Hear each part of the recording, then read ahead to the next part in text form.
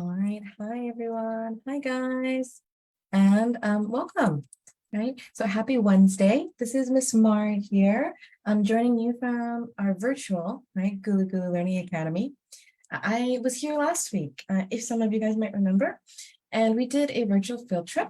And it was, let's go into a quick review, the data center tour, but it was part one, and it was all about the cloud. And it talked about how we're able to stream things that we want from anywhere at any time. So it's cool, right? And it talked about things like streaming services such as like Netflix, and why we no longer need to use DVDs, which were kind of known as ancient technology. Let's see where we go. Here we go. Ancient technology.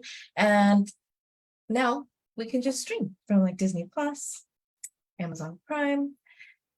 We learned about how internet has changed, right? And how now we use things like fiber optic cables that use light instead to transfer messages, right? And that's why, and it can transfer so much more information and data that's why several people all around the world are able to watch the same movie at the same time. And the system can handle it, right? The cloud can handle it. So that was really, really interesting. But now today we're going to go to part two, right? So part two, the big question here is, how does infrastructure and data centers keep data safe for customers and sustainable for the environment? That sounds like lots of big words for us here, right? But it's really asking us how our data is kept safe and sustainable, right? And so now, let's go and see a little bit more about what that means. We can look here, and as we just glance over our optional worksheet, it talks about selfies, device temperature, even backup data, right? So if your phone gets dropped in water and then you get a new phone, you're able to restore all of that information from your previous device. Security, sustainability. So those are some of our keywords. Now, we're going to get started because we have 45 minutes today, and we're going to do our virtual tour through Kahoot, just like we did last week. You guys can join us and play live if you go to kahoot.it, and then you type in this game pin. All right, so 471-5530. It's going to be a lot of fun, just like it was last week. We're going to go on some virtual tours. We're going to learn lots of new information, and then we're going to quiz ourselves and see what we can remember, and also what we think, because some of them aren't quizzes, some of them are polls, and they kind of see what we already know or what we're anticipating, and then they reveal the answer after. Okay. All right, guys. So I'm going to get started, and you guys can join at any time during this game. You don't have to just join in the beginning. You can join halfway in towards the end. You can leave and come back just in case maybe your device crashes. All right, and let's get going. Here we go.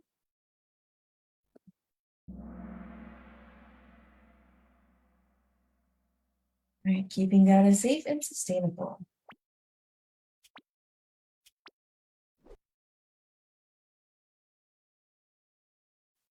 Okay, guys, right, so just like it says here, welcome to the Keeping Data Safe and Sustainable Career Tour. It will take about 30 minutes to complete, so I think that's good because then we can go and check out that worksheet after.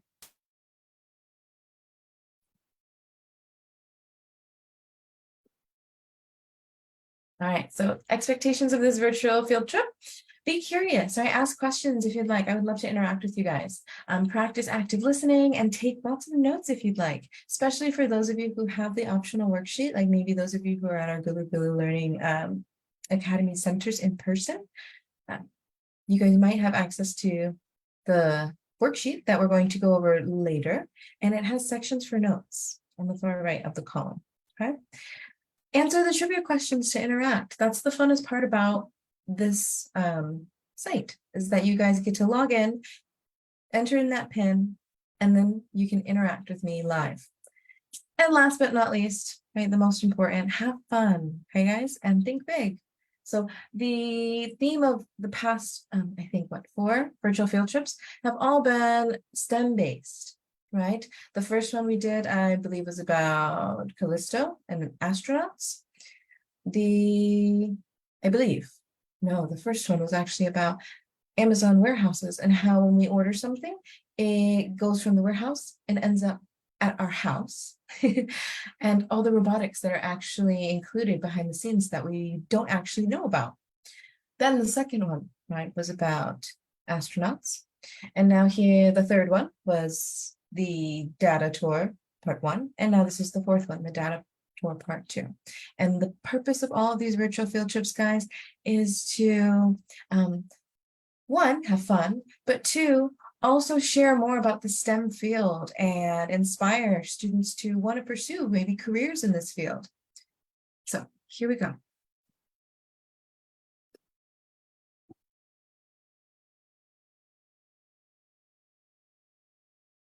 All right, we're going to start the tour with this video.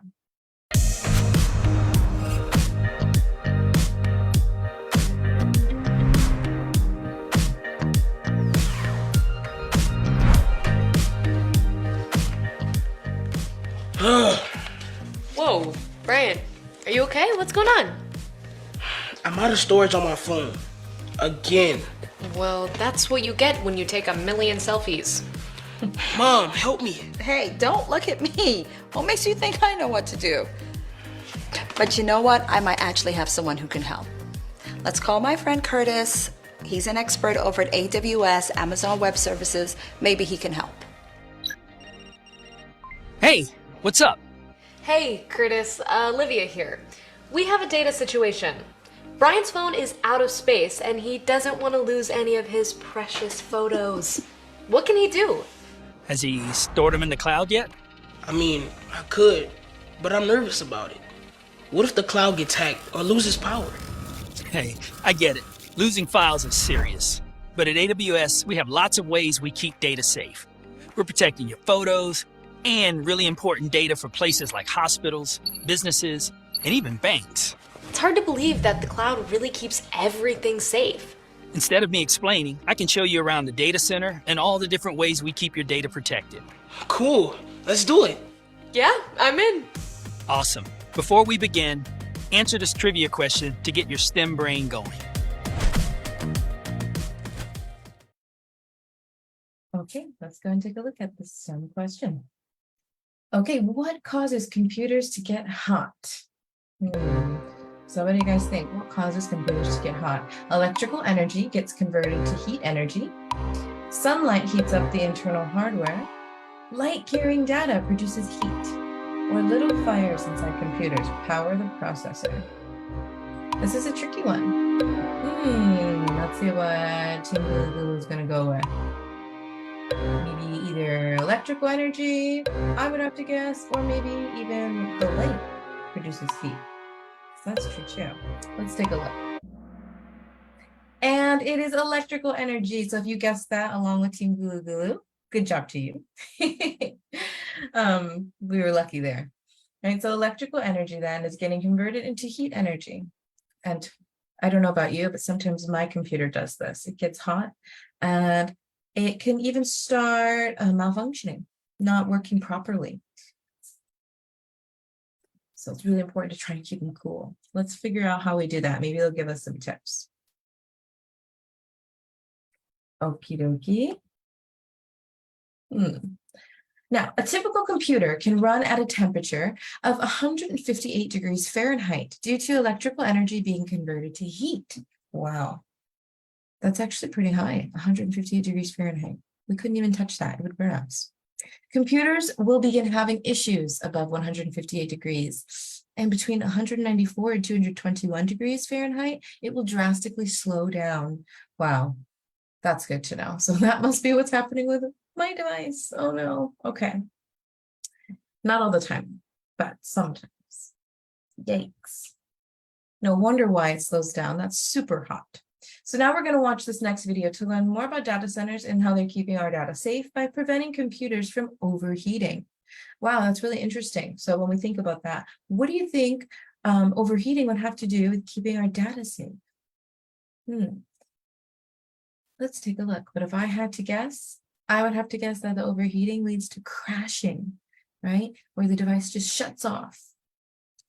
And maybe then our data, right, is in danger Data centers have three big enemies: heat, hazards or equipment failures, and hackers. Today, I'll show you how we keep data safe from each one. To start, let's talk about heat. How does your computer feel after you've used it for a while? It feels hot. Yeah, one time I was playing the game and I was on fire.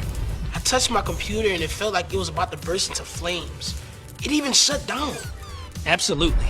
When computers are running multiple programs and processing lots of inputs, they release a lot of thermal energy, or heat energy. So what happens at a data center where there are thousands of computers running at the same time? Yeah, how do you keep the servers cool? Believe it or not, water. Just like in these tanks behind me. Curtis, quit messing with us. Yeah, you're not supposed to get electronics wet. That's not exactly how it works. AWS uses complex infrastructure to keep servers safe from the heat. The data center's infrastructure, the building and its equipment, keep servers cool. But we don't use regular old air conditioners. What? No AC? Why not? Data centers are too massive. It would take a lot of electricity if we used AC like the ones at home. To save energy, we use a natural process instead. Can you guess what natural process we use? So we know it uses water. Let's take a look and see if we can guess what this natural process is that they use. To cool down their data centers, right? All those computers running at the same time. So is it photosynthesis, evaporation, erosion, burning, pollination, or decomposition? Well, I think there's a few we can roll right off the bat, which is burning. I hope that's not the way they cool it down. Erosion doesn't sound right, right? Sounds like, rethinking it. Pollination, I don't think so, right? I think wrong science field. Let's go with evaporation. I don't know. Evaporation to me is the only one that was related to water, I think, right? Because water evaporates. Photosynthesis, does anyone know what photosynthesis is? Right, it's the process of plants getting energy from sunlight, right? It's kind of like their food. And then we have pollination, which is like what bees do to flowers, right? When they collect honey, they also touch their pollen, and as they go from flower to flower, they pollinate those flowers, and then they allow for more to grow. Decomposition is when something's like breaking down, maybe over time, like recyclables or organic materials. After they've been left for a long time, they'll start to break down and decompose. And burning, well, right, burning. So, but evaporation is water, right? Like when it turns into steam and it goes back up into the clouds. So let's see if we're lucky. Team Google is really good at this. So we're going to watch this next video to learn how evaporative cooling, right? So evaporation, we got it, keeps data centers at the ideal temperature. Let's take a look, guys. I sure hope it's not burning. That doesn't sound very safe. Well, I'm thinking about sweating. The sweat on my skin cools my body off. Yeah, because your sweat evaporates. Oh my god, I get it. Data center sweat. Bryant. Not quite, but you are on the right track. Sweat and data centers use evaporation, the process where heat energy turns liquid into gas to keep cool. Instead of traditional AC, data centers use a process called evaporative cooling to manage temperatures in the big data halls. How does that work? Let's break it down. To cool our data centers, we pump in warm air from the outside into the cooling system. This warm air passes through filters that have been soaked in water. When the warm outside air touches the wet filter, heat transfers to the water and causes it to evaporate. The air now has less heat in it. This cool air is then sent into the server rooms. Poof! Natural chemical-free air conditioning. That is pretty cool. As in, temperature? But what do you do if the evaporative cooling system breaks? That's coming up in the next stop. We're just getting warmed up. Wait, I thought we were supposed to be cooling down. Before we move on, let's meet a data center engineering operator who keeps it cool. Super cool. Let's go and take a look. Uh-oh. There we go. So now we're going to go and take a look, right, at an expert who keeps it cool. And then he asked a really interesting question that we're going to come back to later, which is what happens if that cooling system breaks down? Dun, dun, dun. Okay, let's go see. All right, quiz to see what we remember. Blanks, such as the air conditioning in building systems, are designed to keep the servers at an ideal temperature. What is it? Evaporation, infrastructure, thermal energy, or computers? Blanks, such as the air conditioning in building systems, are designed to keep the servers at an ideal temperature. It is infrastructure. Go team Gulu Gulu, right? So I hope you guys are paying close attention. It is a lot of information, but it's cool to know. So let's keep going. And I meant cool by the topic because we're talking about cooling systems. Haha. Yay, we finally got some points on the board. That's what I'm talking about. Now let's go and talk to that expert that he mentioned before. All right, so career highlight, DCEO, Data Center Engineering Operations Technician. That's a really fancy title. So I want you to really listen to what Sarah has to say about her job, only because at the end, I know that it's also going to ask you, right, about which of the career highlights you found most interesting, okay? So this is the first one. There'll be a few more.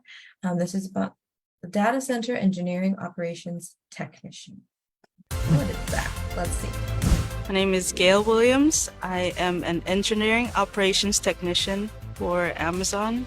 My name is Sarah. I'm a DCEO here at Amazon, which stands for Data Center Engineer Operations Technician.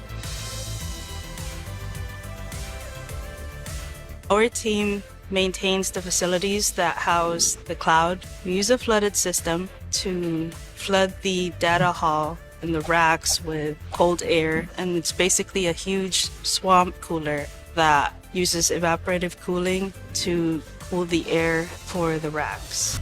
Our job is very important in our data center because we are basically what powers up the whole data center.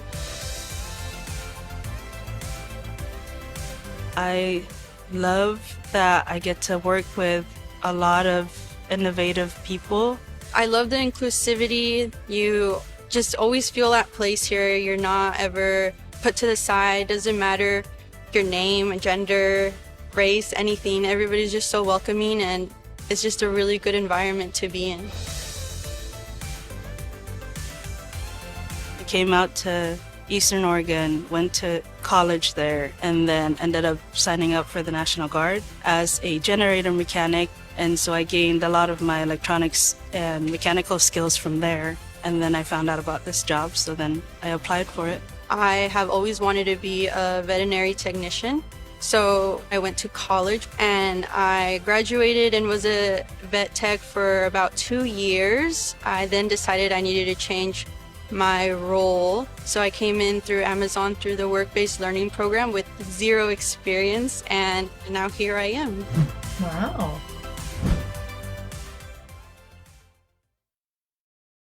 All right, so that was very interesting to know at the end about Sarah, how she went to college for something totally different originally, right? She wanted to be a vet tech. She wanted to work with animals. And then she figured out, you know what, I didn't really like this as much as I thought.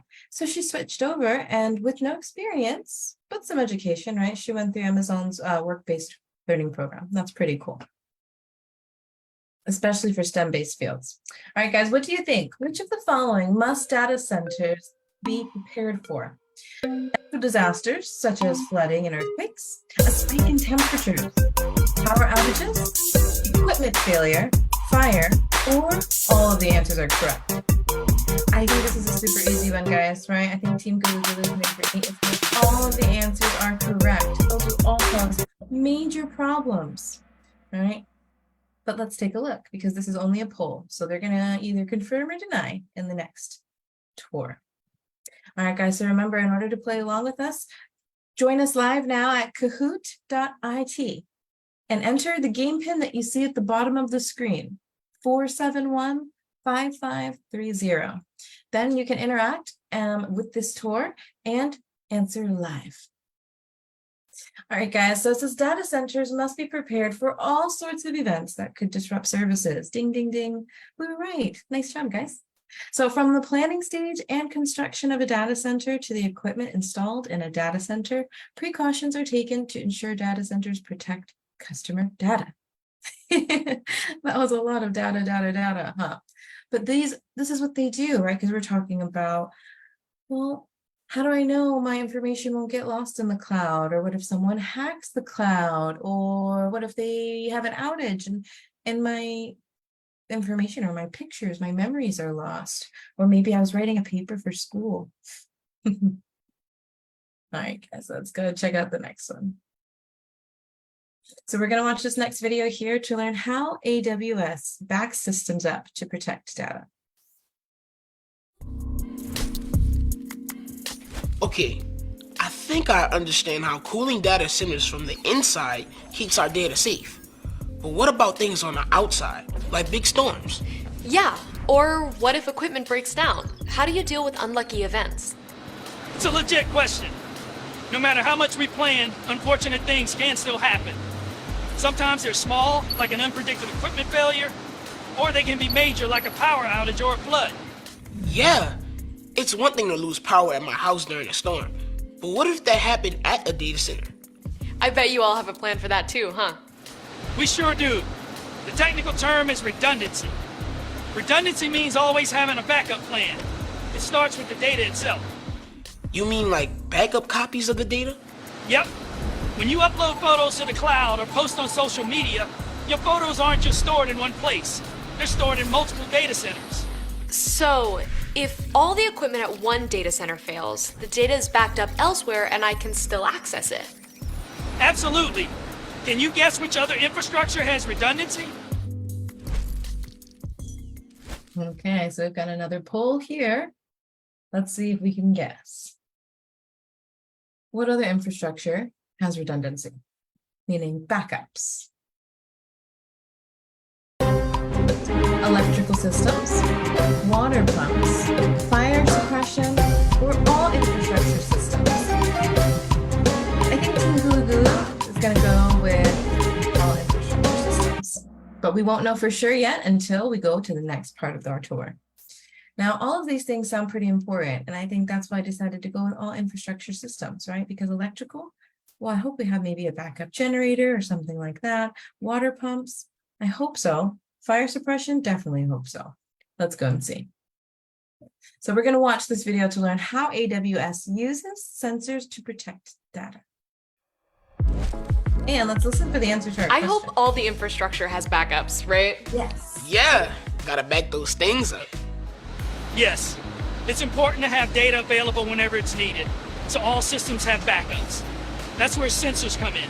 Sensors? Like a motion detector? Yep. Sensors are hardware that take in information and trigger a response. So sensors could detect a flood or fire?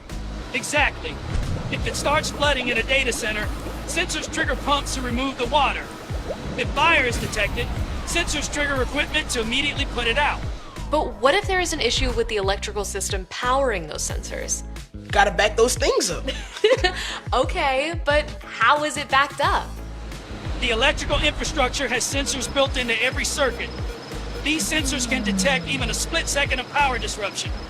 If an issue is detected, sensors switch the power over to a redundant electrical system. What if the problem wasn't in the data center? Like, what if the whole city loses power? Great question. Each data center has multiple generators that can produce their own energy. No matter the threat, redundancies make sure you, our customer, never feel it. So redundancies help keep our data safe. So redundancies help keep our data safe. Why are you repeating me? Why are you repeating me? Brian! For redundancy. Redundancy. Oh my. Looks like you two really understand redundancy. So, let's go meet an infrastructure specialist whose job is to back those systems up. All right, so now this is our career highlight number 2. Let's go and take a look. And now let's see, oh, after our quiz, excuse me. So data centers have lots of backup equipment like electrical systems in case technology fails. And this is an example of, so what's the word that we use at the end and he made his joke about, right? Why are you copying me? Because it's redundancy, redundancy.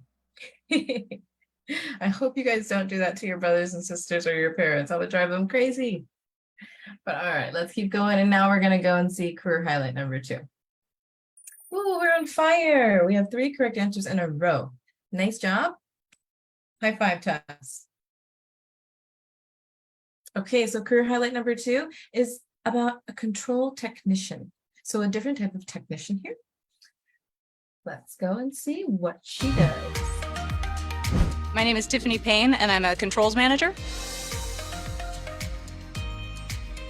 Well, I manage a team of controls engineers who oversee the data center's communications, resiliency, and ensuring that all of our equipment and servers are uptime 100%.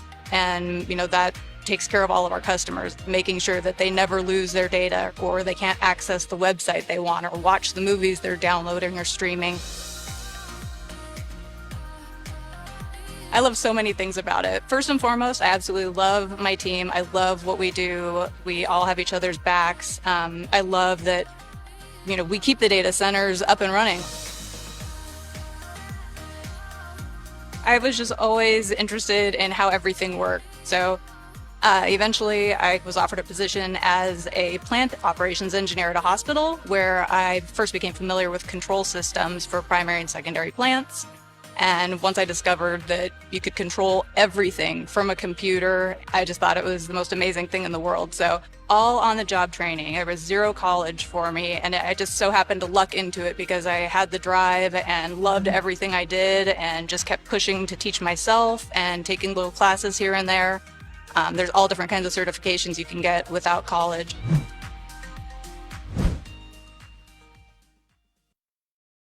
All right, guys, so it's really interesting to think of because she reminds me of Sarah from the last career highlights. College is awesome. I went to college. Right? I graduated with my bachelor's degree. But it's really interesting to know that these people have successful careers and some of them took a different route, right? So there is more than one way to achieve things.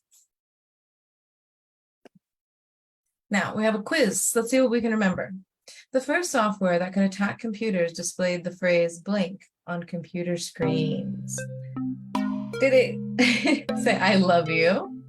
Fix your software, Code Red, or I'm the Creeper, catch me if you can. What? Oh my goodness. I'm the Creeper, catch me if you can. How funny is that? So this is the first software that could attack computers, right? So when someone like hacking, they would say, I'm the Creeper, catch me if you can. That is crazy. Okay, now let's keep going here. One of the first ever computer viruses displayed, I'm the Creeper, catch me if you can, on screens. In 1971, whoa, the Creeper computer program displayed that phrase on computers connected to ARPANET, one of the first computer networks. Oh man, I would be scared if that appeared on my device. Okay, guys, now we're going to discover the physical security measures in place that protect data. Hang in there with me, guys. You're doing great, and we're more than There's halfway one threat through. to data we haven't talked about yet. Is it spies? Yeah, spies and other people. You mean like hackers? People trying to steal our stuff? Not that anyone wants it, but I'd be in big trouble if someone stole my history paper. That took me hours. Of course, data centers store lots of data. Selfies, history papers, and other sensitive information, like hospital files and banking information. AWS needs to make sure customer data doesn't enter the wrong hands. Someone could try and break in there and try to damage the servers, right? Yes, that's why data centers have multiple layers of physical security. Oh, we've heard. We take our security seriously, starting with who we let in. We only allow employees on campus or repair technicians that have to fix infrastructure. And even then, there are multiple layers of gates, guards, and securely locked doors to get through. I don't think anyone's breaking in anytime soon. But what about online? Does someone have to be at a data center to get access to the data? What do you think? Does someone have to physically be at a data center to get into servers? So what do you guys think when someone is getting into data or data? I say data. Data, potato, potato, tomato, tomato. But do you think that they need to be there in person? Do they need to sneak into the facility, like, spy mode? Or do you think that they could do it from their home? Now, let me go and check this out. And I voting on behalf of Team Gulu Gulu. I think of all the times the movies that I've seen, right? Movies that we've seen where there's like this big hacking, and most of them they're at home or something. So I think, no, they don't have to be physically at a data center to get access. They're usually at their hideout or their lair. So now we're going to find out what the answer is, and we're going to discover the cybersecurity measures in place that protect that data. People can try to gain access from anywhere over the internet. And that's where cybersecurity comes in. So we were right. Cybersecurity is the protection of networks, data, and devices from digital threats. How exactly does someone attack a data center through the internet? What does a cyber attack like that look like? People may try to attack data centers using software called malware. This code is designed to get into computer systems like servers and access private data. Malware can also be used to overwhelm servers with a lot of requests for data at the same time. If a cyber attack occurs, it could temporarily take down your favorite website. Nope, can't have that. How do you protect against attacks? Do you have software that spots it? We do. Software uses machine learning to continuously monitor for suspicious activity and identify cyber attacks. Machine learning is the process of getting computers to make predictions based on past data. Software is trained to recognize patterns in internet traffic to identify unusual activity. If a threat is found, it's fixed right away. Whoa, they're like cloud defenders. Let's say the hackers somehow get past your cloud defenders. Then what happens? We have another layer of data protection called encryption. Data is scrambled and is unreadable unless your computer has permission. Whoa, cloud defenders have their own secret language? Seems like there's a lot of ways you guys protect against cyber attacks. There sure are. Those were just a few of them. Let's talk to a cybersecurity specialist to learn what it's like to be a full-time cloud defender. Okie dokie. So we might have a little bit of a quiz first, I believe, and then we'll go and talk to that next career highlight.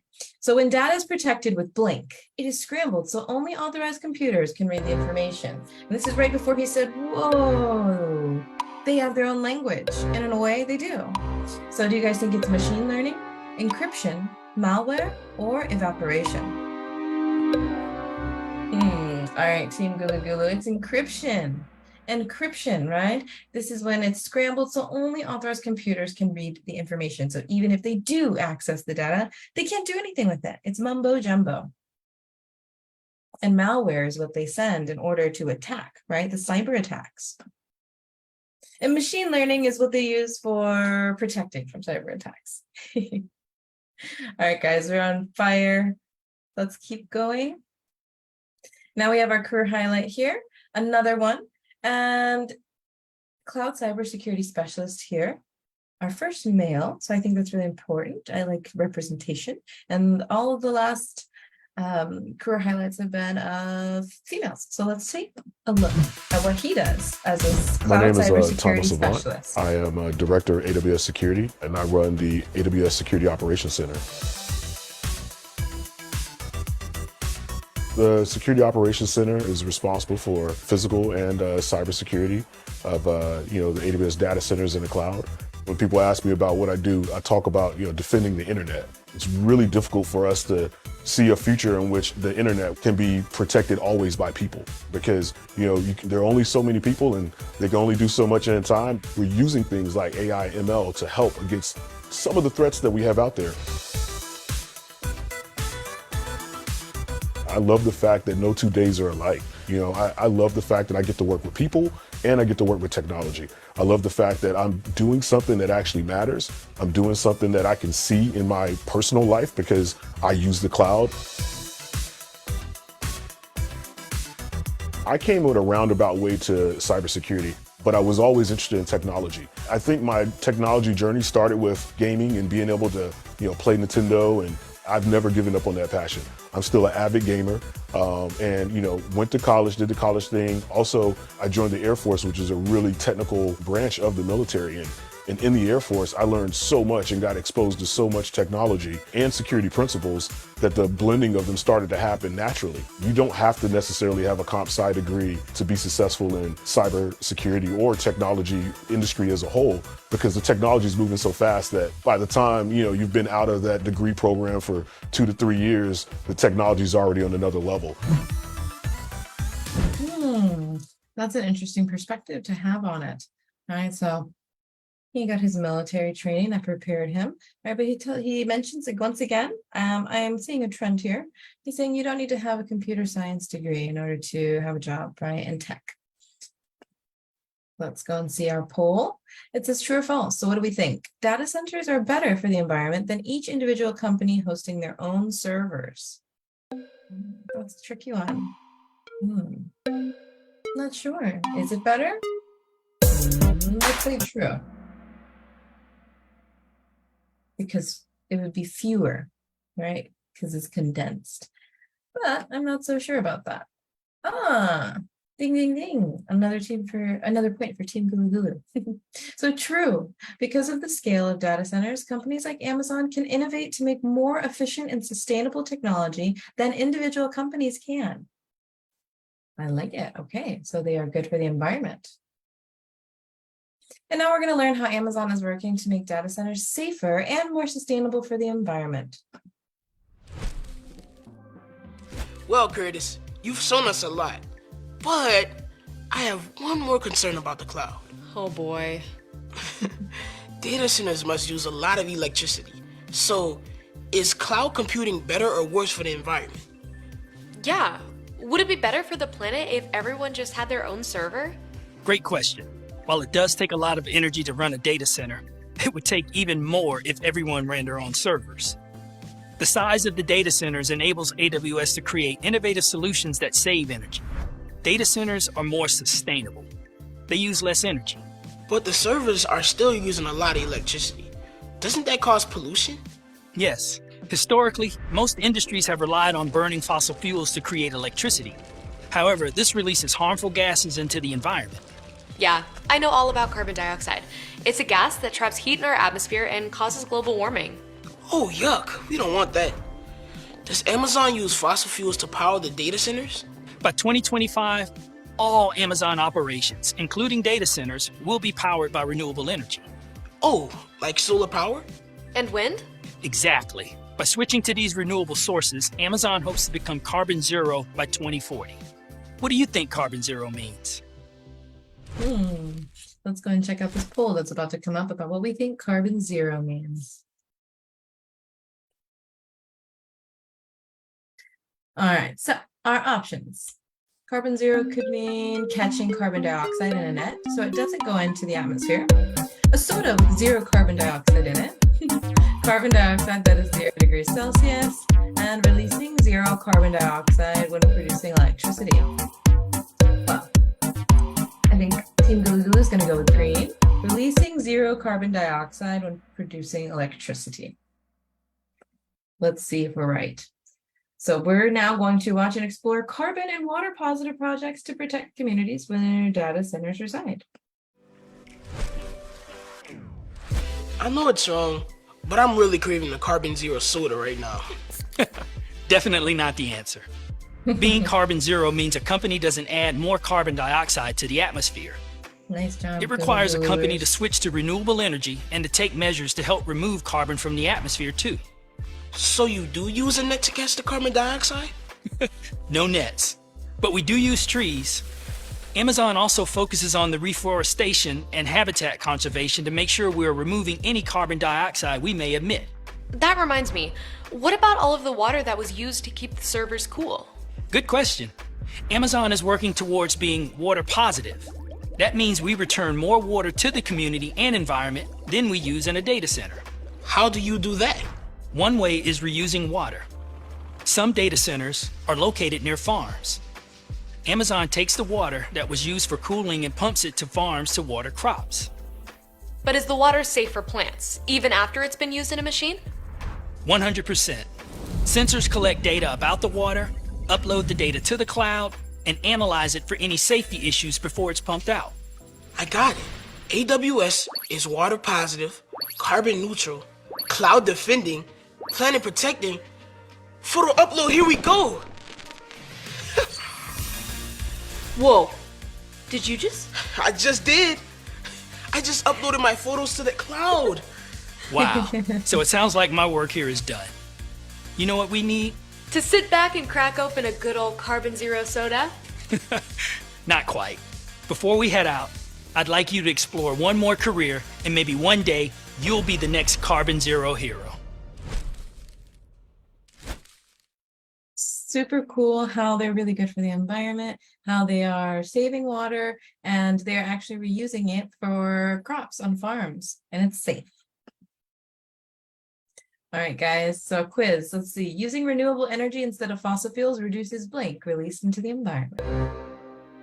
Evaporation, malware, water, or carbon dioxide. This is easy peasy lemon squeezy, right? Carbon dioxide, right? That's why they are carbon zero. They don't emit carbon dioxide. We're just on fire today, guys. I don't know what to say. I'm super proud of us.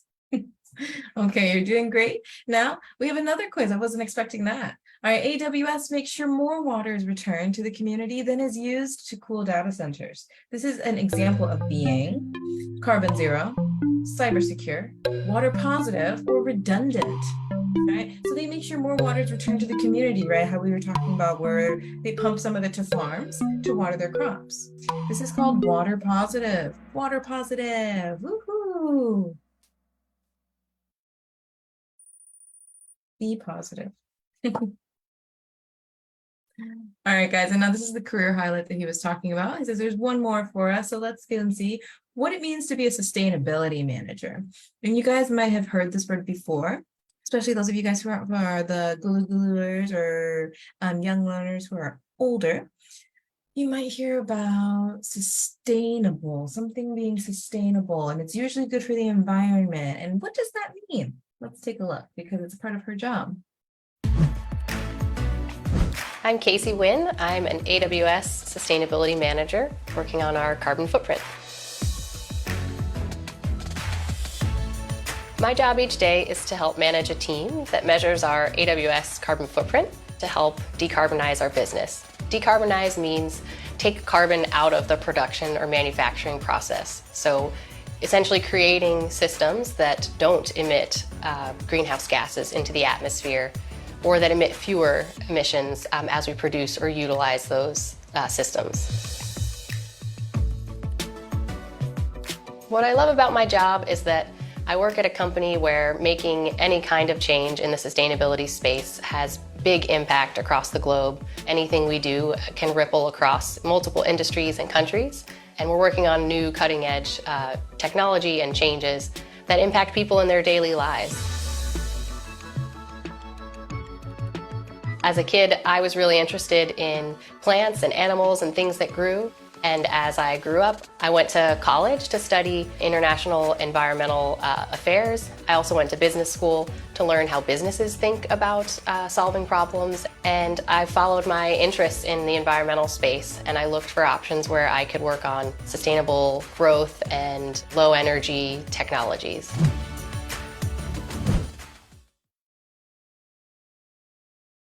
Okay. So she's protecting our planet. Of the careers you saw today, which career most interests you, right? So let's take a look. We learned about data center engineering operations technicians. We learned about control technicians, cloud cybersecurity specialists, and sustainability managers. This was the last one we just looked at, right? So all of these people all work in data, but they have different responsibilities. I really like the cloud cybersecurity specialist, but it's also important, right? Like the operations technicians, they keep everything cool and they prevent things from overheating. Remember, I also said my device overheats, so I think that's really important too. I'm gonna go with that one. Because when my device overheats, I get really sad. So I think maybe if I get this job and if I change from being a teacher to being a data center engineering operations technician, my devices will never overheat. Just kidding, guys. All right, so now we're going to close out our virtual field trip. We are pretty good on time, a little bit over, but no problem. Let's have our goodbye, and then we'll kind of look at the worksheet briefly if we have time. And also, guys, if you want that worksheet and you don't have it, feel free to reach out to us at Gulu Gulu Learning Academy, and we would be more than happy to get you guys a copy of that worksheet. And you guys can also revisit this video. You can go along with the virtual tour again, and maybe if you just remember, you can just see what you know and do the worksheet independently. Wow, Amazon has a whole team of people dedicated to decreasing environmental impact? That's awesome. I'd love to have a job like that one day. Actually, I'm interested in so many of the careers we explored today on this tour. Yeah, who knew there were careers that focused on keeping it cool, backing systems up, defending the cloud, and taking carbon down to zero? I mean, I'm already pretty good at keeping it cool. But if I'm going to be a cloud defender, I gotta get training. There's all kinds of careers at Amazon Web Services. We've only scratched the surface today. I'm looking forward to seeing what careers you choose in the future. Curtis, before we head out, I think we need to do one more thing. What? Selfie! Thanks for touring, and we hope you Keep exploring! All right. And I have to agree with them, guys. I hope that we keep exploring together as we do these virtual field trips. They won't all be career-based. Sometimes we'll go on virtual field trips to the zoo, the aquarium, maybe to a history museum or an art museum. But the past few have all been about different careers, right? These have been career tours. So I hope it gets you guys thinking about what your personal interests are. What do you want? What do you like? And is it achievable? Of course, 100%. But maybe you could have a little bit more information about careers that you possibly never considered, that you maybe had never heard of. So I hope that the 4 careers you learned about today were new and exciting for you. I had never heard of them before, so I think it's really cool. Now, before we go, guys, really quick, what's happening here? There we go. Let's go and take a look at our worksheet here. And I'm going to change the orientation of my screen so that way we can see it, all of it. All right, so this was for keeping data safe and sustainable. This is our note catcher. And the big question here, I need to be able to write. Let's see. Markup. Okay. All right, so the big question here was, how does infrastructure and data centers keep data safe for customers and sustainable for the environment? And we got answers to both of those questions, right? We learned how they keep systems from crashing, redundancy, right? And keeping things cool. They also talked about keeping it sustainable for the environment, right? By reusing water. All right, guys. At each stop of the tour, right, we got vocabulary. And now we're going to try and put those vocabulary into place. I think we can do it together really quick because we didn't get to finish the last one together. So let's take a look. There's no vocabulary for the first one, right? But the second one, but what we did learn is the second one, the building and equipment that keep an operation running. What was this? Do you guys remember? The building and equipment that keep an operation running. So up here we have water positive, malware, sensors, infrastructure, sustainability, encryption, machine learning, evaporation, carbon zero, cybersecurity, redundancy, and carbon dioxide. So here our answer is infrastructure, right? Infrastructure. There we go. And blink is the process where heat energy turns liquid into gas. This is how they kept things cool, right? Using evaporation. Because traditional air conditioning, they said, would be too costly. All right, guys, let's keep going down. We can cross off infrastructure and evaporation again. It will not be repeated. Now here, back it up. Backup equipment that can be used if original equipment fails. Does anyone remember this one? So backup equipment that can be used if original equipment fails. We have water positive, malware, sensors, sustainability, encryption, machine learning, carbon zero, cybersecurity, redundancy, or carbon dioxide. So this one is redundancy. I think we'll come back to it. I'm just kidding. And here, the next one is hardware that take in information from the environment and trigger a response. Those are the sensors, right? If they detect you're being affected by an attack, cyber attack.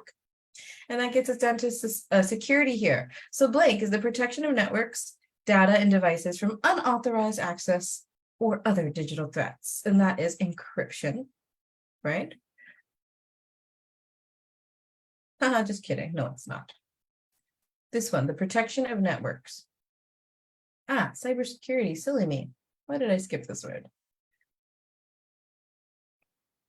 Encryption's a few down. So cybersecurity, all one word, right? Cybersecurity is the protection of networks, data and devices from unauthorized access or other digital threats. Then the next one, software designed to gain unauthorized access to a computer system. This is very, very bad. Malware.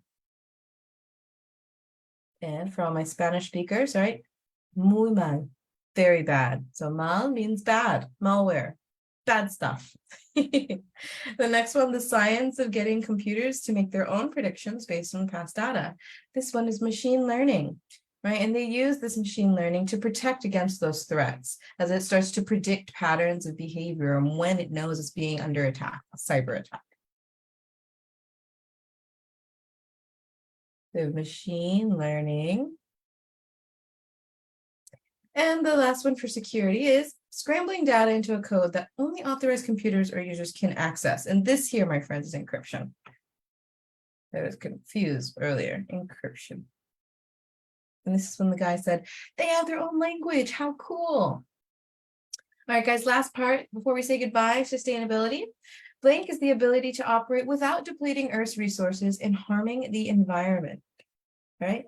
So we have water positive, sustainability, carbon zero, or carbon dioxide, right? And this one is sustainability. So you might hear this word a lot, especially when things claim to be environmentally friendly. This is why, and this is what that word means. They are able to operate without depleting Earth's resources and harming the environment, maybe by lowering, gas emissions, greenhouse gases, or using up too much water, maybe the more than what they're returning. So the next one is gas released from the burning of fossil fuels. Carbon dioxide, my friends, carbon dioxide. And it's very, very bad for our atmosphere. All right, the next one, not adding any more carbon dioxide into the atmosphere from operating. This is carbon zero, right? And this is Amazon's aim to become a carbon zero company. And last but not least, guys, returning more water to the community environment than is used. So we're returning more water, right, to the community and the environment than is used. That's what's super positive about it, right? They're not balancing it out. They're not giving back just what they use, more than what they use. And that's why it's water positive. And one example they used, right, is some of their facilities are located near farms. So what they do is they send that water to those farms afterwards. They make sure it's clean and safe and good to go for all the crops. And they water the food, the plants, but then later become food. So that's super awesome. All right, my friends, I really hope that you guys enjoyed this virtual field trip and tour. I definitely did. I learned a lot, and I hope you guys were able to go over this with me. If it felt like a lot of information, don't feel overwhelmed. It was a lot, okay? But it just opens your minds a little bit to all the other opportunities out there that you have for careers one day in your bright, bright, shiny futures. All right, shining stars, I am signing off now, right? So once again, this is Miss Mara from Goo Goo Learning Academy, the virtual one, of course. And I hope to see you guys next week, Wednesday, okay? Same time, 4 p.m. Pacific Standard Time in the United States. And we will go on our next virtual tour together. All right, guys, have a wonderful afternoon or day or evening, depending on where you're at in the world. And I'll be seeing you. Bye.